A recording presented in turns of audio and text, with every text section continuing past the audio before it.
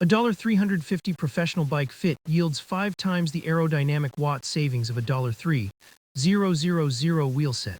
Yet 80% of cyclists are still riding with their saddle too high. The most common error is setting the saddle too high to achieve a pro aesthetic.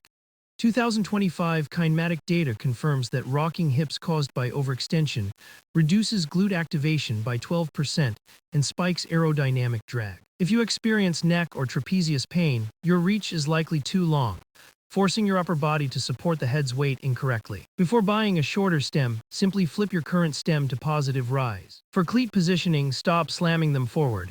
Moving cleats back 5 to 10 millimeters mimics mid-foot stability. This reduces calf fatigue during long events like Unbound, without compromising peak sprint power. The slammed stem myth destroys performance for amateurs. Lowering the front end decreases frontal area, but if it closes your hip angle too much, you lose the ability to produce torque at the top of the pedal stroke. Analyze the economics of speed.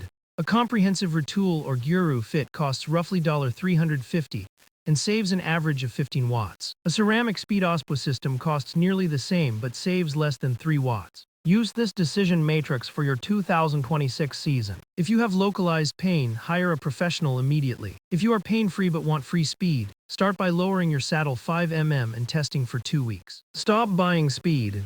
Fit your bike first, then upgrade.